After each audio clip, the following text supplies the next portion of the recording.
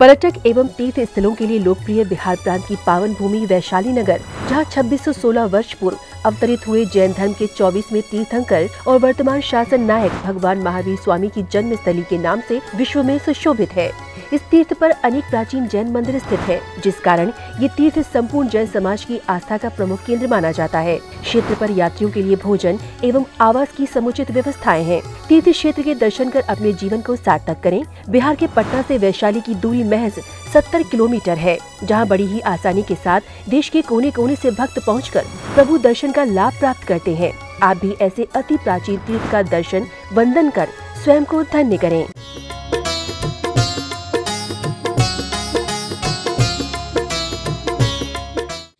रक्ते क्षणं समदकोकिलकण्ठनीलम् क्रोधोद्दतं फणिनमुत्फणमापतन्तम् आक्रामति क्रमयुगेन निरस्तशङ्का स्त्वन्नामनागदमनि हृदयस्य पुंसा। महानुभाव, ये इतना सुंदर तरीके से आचार्य मानतुंग देव बता रहे हैं कि रक्ते क्षणम, रक्ते क्षणम का मतलब अक्षीणम रक्ते, अक्षीणम का मतलब होता है आंखें लाल हो गए हो। रक्ते, रक्त ने लाल, रक्त का वर्ण लाल होता है, ऐसे रक्ते क्षणम जिसके आंख लाल हो गए हो। समद कोकिला, मद समेत, मद सहित, समद मद युक्त, कोकिला कोयल, कोयल जब मद युक्त हो जाता है उसके अंदर से कोयल के जो कंठ हैं, कंठ नीलम, समद कोकिल कंठ नीलम, वो उसके कंठ नीला हो जाता है तब वो जब कोयल कूकती है, और वो जो उसके समान नीला हो गया हो, जहर से भर गया हो, ऐसे क्रोधोद्दतम, क्रोध से उद्दत, उद्दंड हो गया हो। फणिना, सर्प के तरह, फण वाला सर्प, नाग, नाग के उत्फणा, वो फण को ऊपर उठाया हो। आपतंतम, सामने आके, सामने धमकने वाले, आ करके दमक गए, आ करके कड़े हो गए, ऐसे सामने कड़े हुए वो जो फण को उठाए हुए लहराते हुए, और जिसके आंखें लाल हो रही हो और जिसके कंठ नीला हो गया हो, जहर से भरा हुआ हो, ऐसे सर्प के आक्रामति क्रमयुगेन निरस्तशङ्कम्। आक्रामतिक्रम, लांग जाते हैं, अतिक्रम करते हैं। आक्रामतिक्रम, क्रमयुगेन, दोनों युगल चरणों से उसको, उसके ऊपर से लांग के, निरस्त शंका, किसी भी शंका से रहित होकर के, कोई शंका नहीं है, कोई इसमें शक नहीं है। जब भगवान के जो भक्त हैं, ऐसे भयानक सर्प भी सामने आ गया, फण उठा के खड़ा है, और वो कोई रास्ता नहीं है इधर उधर जाने का, पीछे से भी सांप आया, सामने से भी सांप खड़ा है, तो वो भक्त त्वन्नाम नागदमनि हृदयस्य पुंसा, वो शंका रहित होकर के आपके नाम रूपी नागदमनी, नागधोन औषध है, ये जड़ी बूटी है, नागदमनी जड़ी बूटी है। उस नागदमनी के होने पर, नागधोन के होने पर, और वो नाग समीप में नहीं आता है, नाग अपने आप ही दूर हो जाता है। वो सर्प इतने फण उठा के खड़ा है, उसके बावजूद भी हे भगवान, हे ऋषभदेव, आपका भक्त आपके नाम स्मरण रूपी त्वन्नाम नागदमनी, नाम रूपी नागधोन, नागदमनी जड़ी बूटी जिसके हृदय में विराजमान है, जिसके मन में मस्तिष्क में भगवान के दिव्य ध्वनि ज्ञान ध्यान है, वो उस भयानक सर्प को भी लांग करके शांतिपूर्वक निरस्त शंका रहित होकर के, निशंक होकर के, निर्भीक होकर के, शांत होकर के, प्रशांत होकर के, आनंदित और सुखपूर्वक उस भुजंग भय को दूर करते हुए, सर्प भय को दूर करते हुए, उस नाग को, नागधोन के, भगवान के नागधोन के दवाई जिसके हृदय में है, उसको किसी भी प्रकार के भय या कष्ट या तकलीफ नहीं होता है। ऐसे मानतुंग आचार्य कितने सुंदर शब्दों का यहाँ प्रयोग किए हैं। इन शब्दों के माध्यम से आचार्य मानतुंग देव ये वर्णन करते हुए बताते हैं कि भक्ति में अत्यंत शक्ति भरा हुआ है और इस श्लोक को और इसके श्लोक के यंत्र और मंत्र का इन प्रयोग से, इसके जल से हम किसी भी प्रकार के भय को दूर कर सकते हैं। और ये कि जितने भी मानसिक प्रॉब्लम हैं, भय है और ओसीडी है और कई तरीके के फोबिया हैं, कि तरह तरह के भय होते हैं, इस बारे में आचार्य मानतुंग देव ने बहुत सुंदर तरीके से इसमें वर्णन किए हैं। जितने भी फोबिया हैं वो सब के निवारण का एकमात्र जो भगवान का नाम स्मरण है, नागदौन है, नागदमनी है, वो अत्यंत लाभकारी है। इसी बात को यहाँ बता रहे हैं। दक्षिण में इसको किस तरीके से पढ़ते हैं ये देखते हैं। रक्ते क्षणं समदको किलकण्ठनीलं क्रोधोद्धतं फणिनमुत्फणमापतन्तम् आक्रामति क्रमयुगेन निरस्तशङ्का त्वन्नामनागतमनि हृदयस्य पुंसः।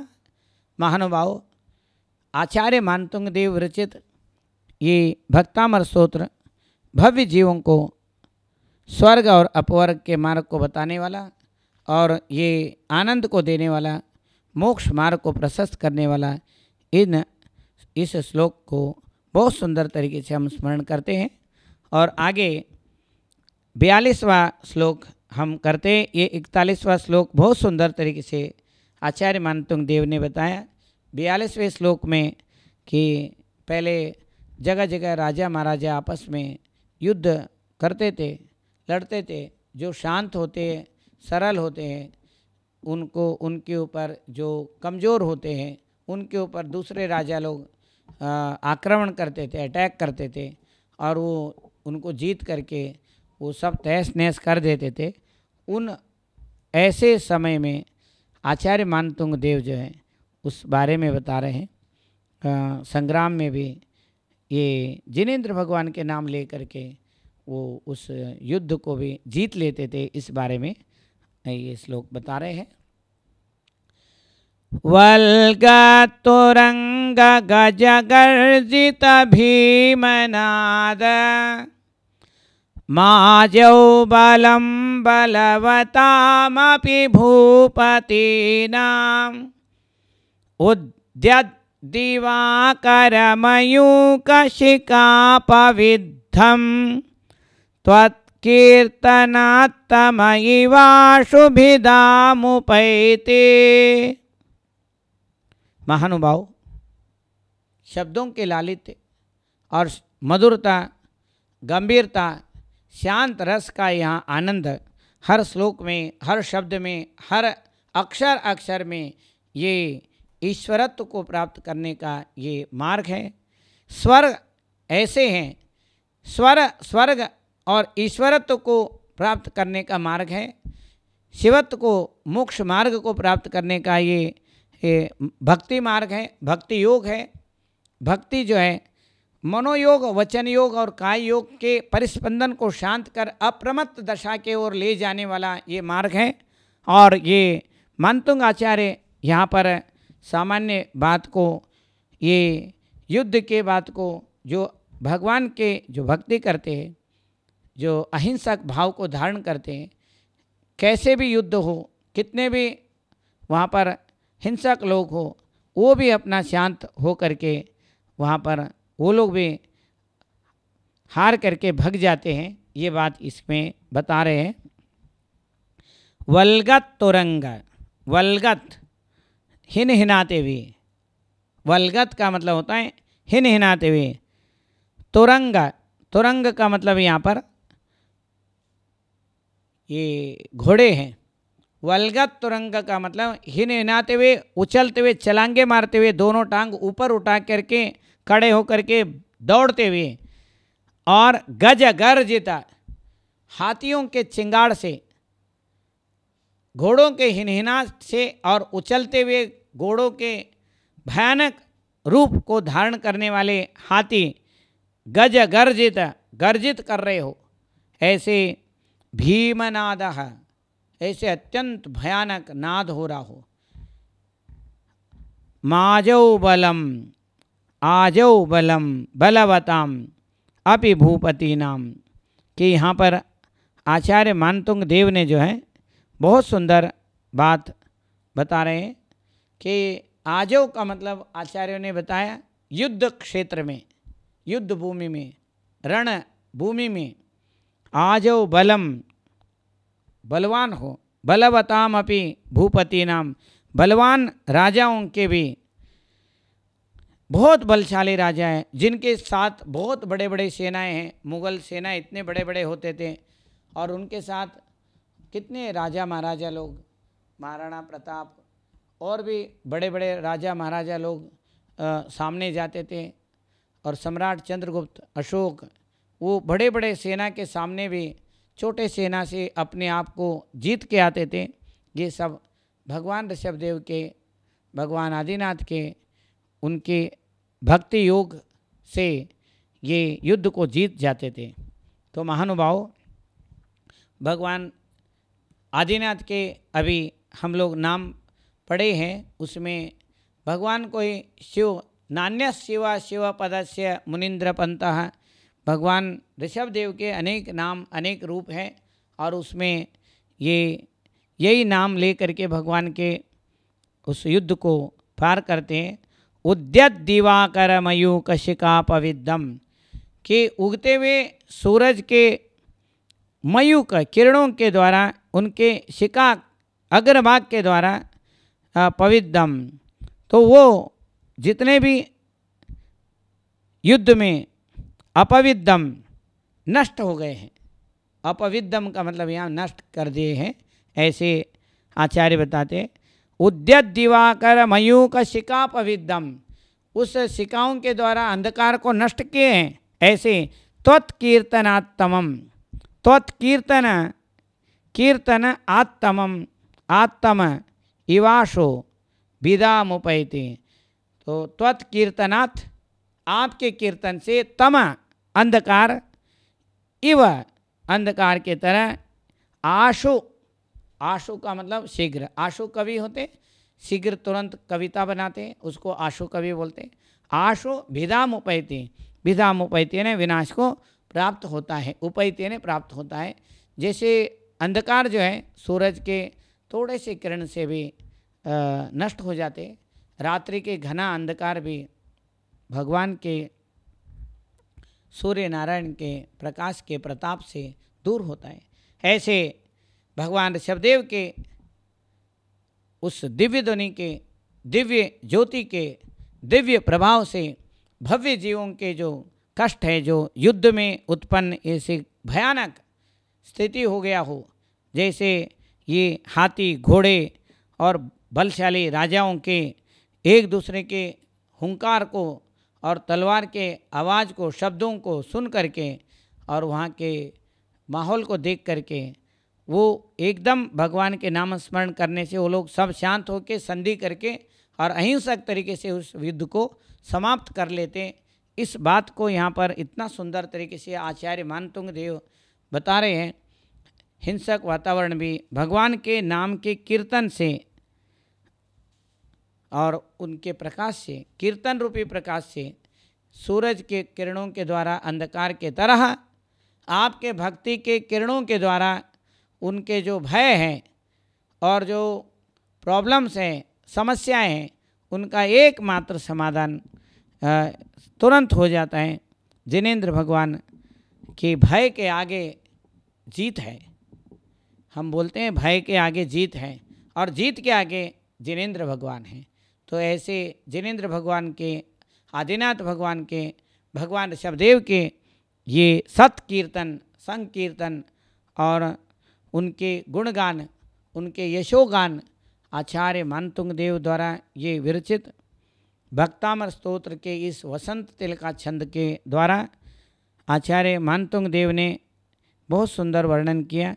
इसमें कर्मों के निर्जरा, अशुभ कर्म दूर हो जाता है, शुभ कर्मों के आश्रय होता है। शुभ कर्म भी धीरे धीरे स्वयं अपने आप ही झड़ जाते हैं। जैसे फूल के झड़ जाने के बाद फल आता है और वो मोक्ष फल के आने के बाद फूल अपने आप झड़ जाता है, पुण्य स्वयं झड़ जाता है। पाप सूल है, पुण्य फूल है, मोक्ष फल है। पाप सूल अपने आप ही, पाप सूल को हटाना पड़ता है, पुण्य फूल अपने आप झड़ जाता है जब मोक्ष फल लग जाता है। महानुभाव, ये आचार्य मानतुंग देव का सुंदर, इतना भव्य और स्पष्ट भक्ति संकीर्तन, ये भक्तामर स्तोत्र भक्त को अमर बनाने वाला है। अब इस तर्ज को कैसे पढ़ते हैं दक्षिण वाले, ये देखते हैं। वल्गत्तुरंग गजगर्जित भीमनाद माजौ बलं बलवतामपि भूपतीनाम् उद्यद्दिवाकरमयूकशिखापविद्धं त्वत्कीर्तनात्तमयिवा सुविधामुपैते। तो इस तरीके से अलग अलग छंदों में, संगीत में, अलग अलग राग में इसको बहुत सुंदर सुंदर तर्ज में इसको पढ़ सकते हैं। ऐसे भक्तामर स्तोत्र को हम बार बार उनका, भगवान ऋषभदेव का नामस्मरण करते हुए भक्ति के साथ, भाव के साथ, आनंद के साथ ये शब्द, अर्थ और भाव योग में, और उस योग से हम परम योग, सिद्धि योग को प्राप्त करते हैं। इन्हीं बातों के साथ मैं अपने इस वक्तव्य को, इस 42वें श्लोक के शब्दों को यहीं पर विराम देता हूँ और सबको ये भक्तामर स्तोत्र मंगलमय हो, आनंदमय हो।